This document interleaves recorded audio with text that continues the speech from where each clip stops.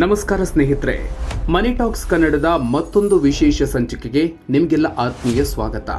ಸ್ನೇಹಿತರೆ, ನಮಗೆ ಅಂದರೆ ಭಾರತೀಯರಿಗೆ ಕ್ಯಾಶ್ ಅಥವಾ ನಗದು ವ್ಯವಹಾರ ಅಂದರೆ ಎಲ್ಲಿಲ್ಲದ ಪ್ರೀತಿ. ದಿನಸಿ ತರಬೇಕಾ ಕ್ಯಾಶ್ ಕೊಡು, ಚಿನ್ನ ತಗೋಬೇಕಾ ಕ್ಯಾಶ್ ಕೊಡು, ಪ್ರಾಪರ್ಟಿ ತಗೋಬೇಕಾ ಕ್ಯಾಶ್ ಕೊಡು, ಹೀಗೆ. ಆದರೆ ನೀವು 2 ಲಕ್ಷಕ್ಕಿಂತ ಹೆಚ್ಚು ನಗದು ಕೊಟ್ಟು ಚಿನ್ನ ಅಥವಾ ಪ್ರಾಪರ್ಟಿ ಖರೀದಿಸಿದ್ರೆ ಏನಾಗುತ್ತೆ ಗೊತ್ತಾ? ನೇರವಾಗಿ ಇನ್ಕಮ್ ಟ್ಯಾಕ್ಸ್ ಅವರಿಂದ ನಿಮಗೆ ನೋಟಿಸ್ ಬರುತ್ತೆ. ಹೌದು ಸ್ನೇಹಿತರೆ, ಇನ್ಕಮ್ ಟ್ಯಾಕ್ಸ್ ನಿಯಮಗಳಲ್ಲಿ ಈಗ ಭಾರಿ ಬದಲಾವಣೆ ಮಾಡಲಾಗಿದೆ.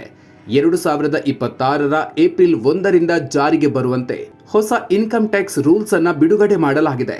ಇದರಲ್ಲಿ ಸಾಮಾನ್ಯ ಜನರಿಗೆ ಗುಡ್ ನ್ಯೂಸ್ ಕೂಡ ಇದೆ.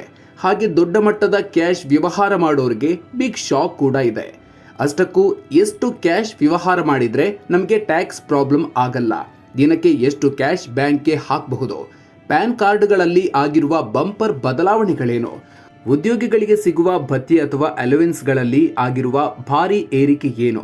ಬನ್ನಿ ಇವತ್ತಿನ ವಿಡಿಯೋದಲ್ಲಿ ಸಂಪೂರ್ಣವಾಗಿ ಸರಳವಾಗಿ ತಿಳ್ಕೊಳ್ಳೋಣ. ಅದಕ್ಕೂ ಮೊದಲು ನೀವಿನ್ನೂ ನಮ್ಮ ಮನಿ ಟಾಕ್ಸ್ ಕನ್ನಡ ಯೂಟ್ಯೂಬ್ ಚಾನಲ್ಗೆ ಸಬ್ಸ್ಕ್ರೈಬ್ ಆಗಿಲ್ಲ ಅಂದರೆ ಈಗಲೇ ಸಬ್ಸ್ಕ್ರೈಬ್ ಆಗಿ ಹಾಗೂ ಪಕ್ಕದಲ್ಲೇ ಇರೋ ಬೆಲ್ ಐಕಾನ್ ಪ್ರೆಸ್ ಮಾಡಿ. ಕ್ಯಾಶ್ ವ್ಯವಹಾರ ಮಾಡಿದ್ರೆ ಹುಷಾರ್, ಬೀಳುತ್ತೆ ದಂಡ. ಸ್ನೇಹಿತರೆ, ಮೊದಲನೇದಾಗಿ ನಾವು ಕ್ಯಾಶ್ ಲಿಮಿಟ್ ಬಗ್ಗೆ ತಿಳ್ಕೊಳ್ಳೋಣ. ದಿನಸಿ, ಬಟ್ಟೆ, ಊಟ ಅಥವಾ ಟ್ರಾವೆಲಿಂಗ್ಗೆ ನೀವು ಎಷ್ಟು ಬೇಕಾದರೂ ಕ್ಯಾಶ್ ಕೊಡಬಹುದು. ಇದಕ್ಕೆ ಯಾವುದೇ ನಿರ್ದಿಷ್ಟ ಲಿಮಿಟ್ ಇಲ್ಲ. IT ಇಲಾಖೆ ಇದರ ಬಗ್ಗೆ ತಲೆ ಕೆಡಿಸಿಕೊಳ್ತಿಲ್ಲ. ಆದರೆ ನೀವು ಮಾಡುವ ದೊಡ್ಡ ಖರ್ಚುಗಳ ಮೇಲೆ IT ಇಲಾಖೆಯ ಹದ್ದಿನ ಕಣ್ಣಿರುತ್ತೆ. ಮೊದಲನೇದಾಗಿ ಪ್ರಾಪರ್ಟಿ ಡೀಲ್. ನೀವು ಸೈಟ್, ಮನೆ ಅಥವಾ ಯಾವುದೇ ಪ್ರಾಪರ್ಟಿ ಖರೀದಿಸುವಾಗ ಅಥವಾ ಮಾರುವಾಗ 2 ಲಕ್ಷ ರೂಪಾಯಿ ಅಥವಾ ಅದಕ್ಕಿಂತ ಹೆಚ್ಚು ಕ್ಯಾಶ್ ವ್ಯವಹಾರ ಮಾಡೋ ಹಾಗಿಲ್ಲ. ನೀವು ಕ್ಯಾಶ್ ಕೊಟ್ಟು ಸಿಕ್ಕಿಬಿದ್ರೆ ಟ್ಯಾಕ್ಸ್ ನಿಯಮಗಳ ಪ್ರಕಾರ ಭಾರಿ ದಂಡ ಕಟ್ಟಬೇಕಾಗತ್ತೆ. ಅಷ್ಟೇ ಅಲ್ಲ, 30 ಲಕ್ಷಕ್ಕಿಂತ ಹೆಚ್ಚಿನ ಪ್ರಾಪರ್ಟಿ ರಿಜಿಸ್ಟರ್ ಆದರೆ ಸಬ್ ರಿಜಿಸ್ಟ್ರಾರ್ ಅವರು ನೇರವಾಗಿ ಇನ್ಕಮ್ ಟ್ಯಾಕ್ಸ್ ಇಲಾಖೆಗೆ ಮಾಹಿತಿ ನೀಡಲಿದ್ದಾರೆ. ಎರಡನೆಯದು ಚಿನ್ನ ಮತ್ತು ವಾಹನ ಖರೀದಿ. ನೀವು ಚಿನ್ನ, ಕಾರು ಅಥವಾ ದುಬಾರಿ ಎಲೆಕ್ಟ್ರಾನಿಕ್ಸ್ ವಸ್ತುಗಳನ್ನು ಖರೀದಿಸುವಾಗ ಕೂಡ ಒಂದು ದಿನದಲ್ಲಿ ಒಬ್ಬ ವ್ಯಕ್ತಿಗೆ 2 ಲಕ್ಷ ರೂಪಾಯಿಗಿಂತ ಹೆಚ್ಚು ಕ್ಯಾಶ್ ಕೊಡೋ ಹಾಗಿಲ್ಲ. ಬಿಲ್ಲನ್ನು ಸಣ್ಣದಾಗಿ ಒಡೆದು ಕ್ಯಾಶ್ ಕೊಟ್ಟರು ಈ ರೂಲ್ ಅನ್ವಯ ಆಗತ್ತೆ. ಹೀಗಾಗಿ 2 ಲಕ್ಷದ ಮೇಲ್ಪಟ್ಟ ವ್ಯವಹಾರವನ್ನ UPI, ಚೆಕ್ ಅಥವಾ ಬ್ಯಾಂಕ್ ಟ್ರಾನ್ಸಾಕ್ಷನ್ ಮೂಲಕ ಮಾಡಬೇಕು. ಮೂರನೆಯದ್ದು ಕೈ ಸಾಲ. ನೀವು ಯಾರಿಗಾದ್ರೂ 20,000 ರೂಪಾಯಿ ಅಥವಾ ಅದಕ್ಕಿಂತ ಹೆಚ್ಚಿನ ಸಾಲವನ್ನ ಕ್ಯಾಶ್ ರೂಪದಲ್ಲಿ ಕೊಡೋ ಹಾಗಿಲ್ಲ ಮತ್ತು ಪಡೆಯೋ ಹಾಗಿಲ್ಲ. ಸಾಲ ತೀರಿಸುವಾಗ್ಲೂ ಅಷ್ಟೇ 20,000ಕ್ಕಿಂತ ಹೆಚ್ಚಿನ ಮೊತ್ತವನ್ನ ಬ್ಯಾಂಕ್ ಮೂಲಕವೇ ಮಾಡಬೇಕು. ಇಲ್ಲದಿದ್ರೆ ದಂಡ ಗ್ಯಾರಂಟಿ. ಈ ಎಲ್ಲ ವ್ಯವಹಾರಗಳನ್ನ ಬ್ಯಾಂಕ್, ಮ್ಯೂಚುವಲ್ ಫಂಡ್ ಮತ್ತು ರಿಜಿಸ್ಟ್ರಾರ್ ಕಚೇರಿಗಳು SFT ಅಂದ್ರೆ ಸ್ಪೆಸಿಫೈಡ್ ಫಿನಾನ್ಷಿಯಲ್ ಟ್ರಾನ್ಸಾಕ್ಷನ್ಸ್ ಮೂಲಕ ನಿಮ್ಮ ಪ್ಯಾನ್ ಕಾರ್ಡ್ಗೆ ಲಿಂಕ್ ಮಾಡಿ IT ಇಲಾಖೆಗೆ ರಿಪೋರ್ಟ್ ಮಾಡ್ತವೆ. ಹಾಗಾಗಿ ರಿಟರ್ನ್ಸ್ ಫೈಲ್ ಮಾಡೋ ಮುನ್ನ ನಿಮ್ಮ ಆನ್ಯುವಲ್ ಇನ್ಫಾರ್ಮೇಶನ್ ಸ್ಟೇಟ್ಮೆಂಟ್ ಅನ್ನ ತಪ್ಪದೇ ಚೆಕ್ ಮಾಡಿ. ಪ್ಯಾನ್ ಕಾರ್ಡ್ ನಿಯಮಗಳಲ್ಲೂ ಭಾರಿ ಬದಲಾವಣೆ. ಸ್ನೇಹಿತರೆ, ಈಗ 2026ರ ಏಪ್ರಿಲ್ 1ರಿಂದ ಜಾರಿಗೆ ಬರಲಿರುವ ಹೊಸ ಇನ್ಕಮ್ ಟ್ಯಾಕ್ಸ್ ನಿಯಮಗಳ ಬಗ್ಗೆಯೂ ನೋಡೋಣ. ಈ ರೂಲ್ಸ್ ಸಾಮಾನ್ಯ ಜನರಿಗೆ ಒಂದು ದೊಡ್ಡ ರಿಲೀಫ್ ಕೊಟ್ಟಿದೆ. ಈಗಿರುವ ನಿಯಮದ ಪ್ರಕಾರ ನೀವು ಬ್ಯಾಂಕ್ನಲ್ಲಿ ಒಂದೇ ದಿನ 50,000 ರೂಪಾಯಿಗಿಂತ ಹೆಚ್ಚು ಕ್ಯಾಶ್ ಡೆಪಾಸಿಟ್ ಮಾಡಿದರೆ ಪ್ಯಾನ್ ಕಾರ್ಡ್ ಕಡ್ಡಾಯವಾಗಿ ಕೊಡಬೇಕಿತ್ತು. ಇದು ಸಣ್ಣ ವ್ಯಾಪಾರಿಗಳಿಗೆ ತುಂಬಾನೇ ಕಿರಿಕಿರಿ ಉಂಟು ಮಾಡ್ತಿತ್ತು. ಆದರೆ ಹೊಸ ರೂಲ್ಸ್ ಪ್ರಕಾರ ಈ ದೈನಂದಿನ ಲಿಮಿಟ್ ಅನ್ನು ತೆಗೆದುಹಾಕಲಾಗಿದೆ. ಬದಲಿಗೆ ಒಂದು ಆರ್ಥಿಕ ವರ್ಷದಲ್ಲಿ ಒಟ್ಟಾರೆ 10 ಲಕ್ಷ ರೂಪಾಯಿ ಅಥವಾ ಅದಕ್ಕಿಂತ ಹೆಚ್ಚಿನ ಕ್ಯಾಶ್ ಡೆಪಾಸಿಟ್ ಮಾಡಿದರೆ ಅಥವಾ 10 ಲಕ್ಷ ರೂಪಾಯಿ ಕ್ಯಾಶ್ ವಿತ್ಡ್ರಾ ಮಾಡಿದರೆ ಮಾತ್ರ ಪ್ಯಾನ್ ಕಾರ್ಡ್ ಕಡ್ಡಾಯವಾಗಿರುತ್ತೆ. ಅಂದರೆ ನಿಮ್ಮ ವಾರ್ಷಿಕ ಕ್ಯಾಶ್ ವ್ಯವಹಾರ 10 ಲಕ್ಷದ ಒಳಗಿದ್ರೆ ನಿಮಗೆ ಪ್ಯಾನ್ ಕಾರ್ಡ್ ಕೊಡುವ ಟೆನ್ಷನ್ ಇರಲ್ಲ. ಇದರ ಜೊತೆಗೆ ಇನ್ನೂ ಕೆಲವು ಪ್ಯಾನ್ ನಿಯಮಗಳು ಬದಲಾಗಿವೆ. ಈವರೆಗೆ 10 ಲಕ್ಷದ ಪ್ರಾಪರ್ಟಿ ವ್ಯವಹಾರಕ್ಕೆ ಪ್ಯಾನ್ ಬೇಕಿತ್ತು. ಈಗ ಅದನ್ನ 20 ಲಕ್ಷ ರೂಪಾಯಿಗೆ ಏರಿಸಲಾಗಿದೆ. ಇನ್ನು 2 ವೀಲರ್ ಸೇರಿದಂತೆ ಯಾವುದೇ ವಾಹನ 5 ಲಕ್ಷ ರೂಪಾಯಿಗಿಂತ ಹೆಚ್ಚು ಬೆಲೆಯದ್ದಾಗಿದ್ರೆ ಪ್ಯಾನ್ ಕಾರ್ಡ್ ಕಡ್ಡಾಯ ಮಾಡಲಾಗಿದೆ. ಹೋಟೆಲ್ ಅಥವಾ ರೆಸ್ಟೋರೆಂಟ್ನಲ್ಲಿ ಕ್ಯಾಶ್ ಬಿಲ್ ಕಟ್ಟುವ ಲಿಮಿಟ್ ಅನ್ನ 50,000ದಿಂದ 1 ಲಕ್ಷ ರೂಪಾಯಿಗೆ ಏರಿಸಲಾಗಿದೆ.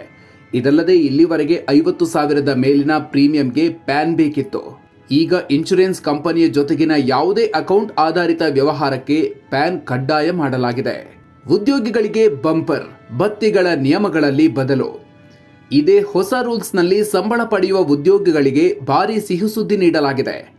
2026ರ ಏಪ್ರಿಲ್ನಿಂದ ಈ ಕೆಳಗಿನ ಭತ್ಯೆಗಳು ಭಾರಿ ಏರಿಕೆ ಕಾಣಲಿವೆ. ಮೊದಲನೆಯದು ಮಕ್ಕಳ ಶಿಕ್ಷಣ ಮತ್ತು ಹಾಸ್ಟೆಲ್ ಭತ್ಯೆ. ಹಳೆಯ ಟ್ಯಾಕ್ಸ್ ನಿಯಮದಲ್ಲಿ ಮಕ್ಕಳ ಶಿಕ್ಷಣ ಭತ್ಯೆ ತಿಂಗಳಿಗೆ ಕೇವಲ 100 ರೂಪಾಯಿ ಇತ್ತು. ಈಗ ಅದನ್ನು ಬರೋಬ್ಬರಿ 3,000 ರೂಪಾಯಿಗೆ ಏರಿಸಲಾಗಿದೆ.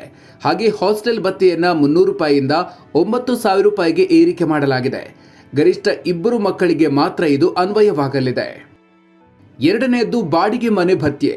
ನಮ್ಮ ಬೆಂಗಳೂರು, ಮುಂಬೈ, ದೆಹಲಿ, ಚೆನ್ನೈ, ಪುಣೆ, ಕೋಲ್ಕತ್ತಾ ಮತ್ತು ಹೈದರಾಬಾದ್ ನಗರಗಳಲ್ಲಿ ವಾಸಿಸ್ತಾ ಇರುವ ಉದ್ಯೋಗಿಗಳಿಗೆ HRA ವಿನಾಯಿತಿಯನ್ನ 50%ಕ್ಕೆ ನಿಗದಿ ಮಾಡಲಾಗಿದೆ.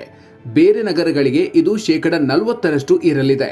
ಜೊತೆಗೆ ಉದ್ಯೋಗದಾತರು ನೀಡುವ ಊಟದ ಕೂಪನ್ಗಳು ಅಥವಾ ವೋಚರ್ಗಳು ಪ್ರತಿ ಊಟಕ್ಕೆ 200 ರೂಪಾಯಿವರೆಗೆ ಟ್ಯಾಕ್ಸ್ ಫ್ರೀ ಆಗಿರಲಿವೆ. ಹಾಗೂ ನಿಮಗೆ ಸಿಗುವ ಗಿಫ್ಟ್ ಅಥವಾ ವೋಚರ್ ಮೌಲ್ಯ ವರ್ಷಕ್ಕೆ 15,000 ರೂಪಾಯಿ ದಾಟಿದ್ರೆ ಅದು ಟ್ಯಾಕ್ಸೇಬಲ್ ಆಗುತ್ತೆ. ಕಾರು ಸೌಲಭ್ಯ ನಿಯಮಗಳಲ್ಲೂ ಇಂಜಿನ್ ಸಾಮರ್ಥ್ಯದ ಆಧಾರದ ಮೇಲೆ ಕೆಲ ಬದಲಾವಣೆ ಮಾಡಲಾಗಿದೆ. ಆದರೆ ಒಂದು ನೆನಪಿರಲಿ, ನೀವು HRA ಕ್ಲೇಮ್ ಮಾಡುವಾಗ ನಿಮ್ಮ ವಾರ್ಷಿಕ ಬಾಡಿಗೆ 1 ಲಕ್ಷ ರೂಪಾಯಿ ದಾಟಿದ್ರೆ ಓನರ್ನ ಪ್ಯಾನ್ ಕಾರ್ಡ್ ಕೊಡೋದು ಕಡ್ಡಾಯ. ಇಲ್ಲದಿದ್ರೆ ಡಿಡಕ್ಷನ್ ಸಿಗೋದಿಲ್ಲ. ಒಟ್ಟಿನಲ್ಲಿ ಸ್ನೇಹಿತರೆ, 2026ರ ಏಪ್ರಿಲ್ನಿಂದ ಬರಲಿರುವ ಈ ಹೊಸ ನಿಯಮಗಳು ಸಣ್ಣ ಪುಟ್ಟ ಕ್ಯಾಶ್ ವ್ಯವಹಾರ ಮಾಡುವ ಸಾಮಾನ್ಯ ಜನರಿಗೆ ದೊಡ್ಡ ರಿಲೀಫ್ ನೀಡಿದೆ.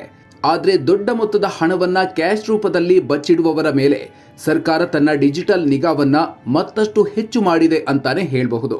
ಈ ಹೊಸ ಇನ್ಕಮ್ ಟ್ಯಾಕ್ಸ್ ನಿಯಮಗಳ ಬಗ್ಗೆ ನೀವೇನಂತೀರಿ? ಕ್ಯಾಶ್ ಡೆಪಾಸಿಟ್ ಲಿಮಿಟ್ ಅನ್ನ ವರ್ಷಕ್ಕೆ 10 ಲಕ್ಷ ರೂಪಾಯಿಗೆ ಫಿಕ್ಸ್ ಮಾಡಿರೋದು ಸರಿನಾ?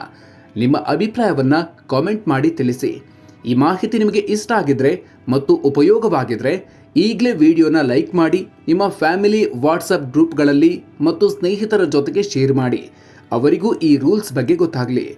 ಇಂಥ ಮತ್ತಷ್ಟು ಇಂಟ್ರೆಸ್ಟಿಂಗ್ ಮತ್ತು ಉಪಯುಕ್ತ ಬಿಸ್ನೆಸ್ ಸುದ್ದಿಗಳಿಗಾಗಿ ಮನಿ ಟಾಕ್ಸ್ ಕನ್ನಡ ಯೂಟ್ಯೂಬ್ ಚಾನಲ್ಗೆ ಸಬ್ಸ್ಕ್ರೈಬ್ ಆಗೋದನ್ನು ದಯವಿಟ್ಟು ಮರಿಬೇಡಿ. ಮುಂದಿನ ವಿಡಿಯೋದಲ್ಲಿ ಮತ್ತೊಂದು ಆಸಕ್ತಿದಾಯಕ ಟಾಪಿಕ್ ಜೊತೆಗೆ ಮತ್ತೆ ಸಿಗೋಣ. ಅಲ್ಲಿವರೆಗೂ ನಮಸ್ಕಾರ.